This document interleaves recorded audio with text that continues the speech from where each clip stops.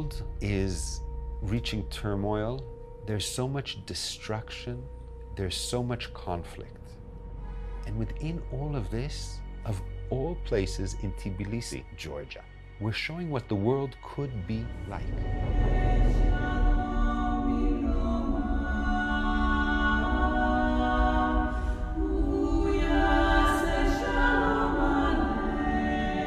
I didn't know anything about the country of Georgia before this project became part of my life.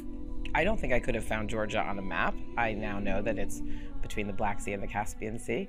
I think I probably knew that Stalin was from there. I knew that it had been under Soviet rule and suppression. I have not been afraid to confront bigotry. You've got prejudice against Muslims. You need to make friends with Muslims. You've got prejudice against Jews. You need to make friends with Jews. You've got prejudice with Christians. And these encounters and friendships can be healing.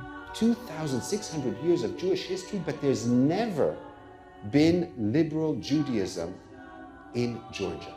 This will be the first time that women will be reading publicly from the Torah. There will be a woman's voice chanting from a Sefer Torah with no self-consciousness about her place there. This is the way of inclusive Judaism. You want Torah? I can show you Torah.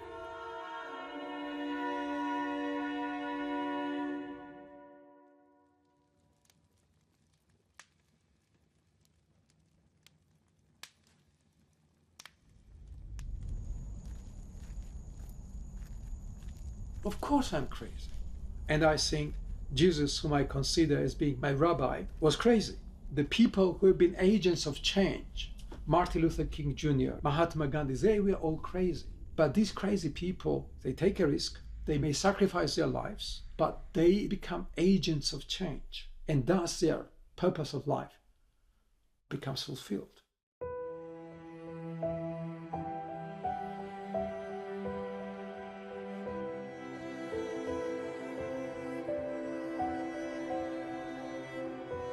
We said we need to react not with a phobia, but with something that is beautiful.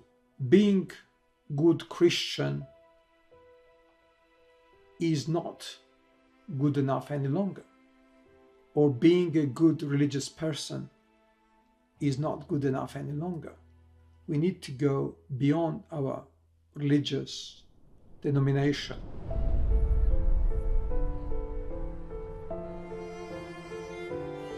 The original church that belongs to our denomination was pulled down by communists in 1971.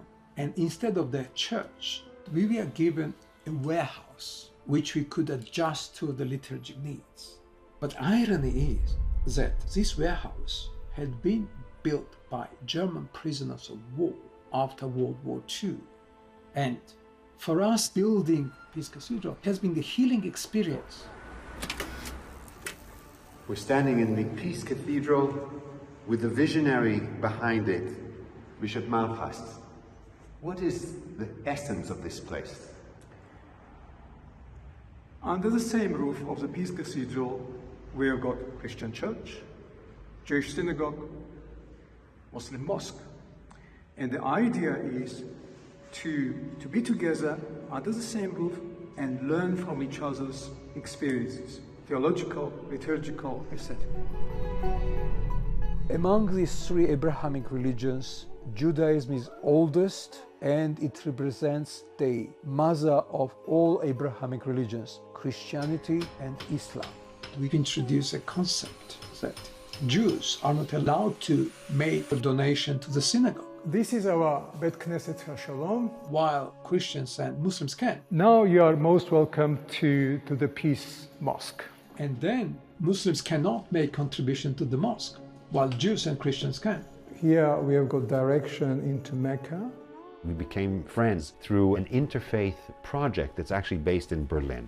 My interfaith roots are deeply ingrained in me. My grandfather is one of the founders of the Reform movement in Israel, and my father is the first Israeli-born Reform rabbi. Moses overpowers God and manages to snatch at the last moment the 10 Commandments and go and bring them to the people of Israel. My name is Rabbi Golan Ben Chorin. I try to offer Judaism as a way of making meaning in our lives. There used to be 100,000 Jews throughout Georgia. In the 70s and 80s, most of them left either to the United States or to Israel, and it had to do with the lowering of the influence of the Soviet bloc over Georgia. There are a few thousand Jews left today. When I was asked to bring a Torah scroll to the synagogue that Bishop Malchas, in his vision of this peace project, had created, I said, wonderful, but you don't bring a Torah scroll to an empty building. A Torah scroll is the Torah of life. You bring it to a Jewish community.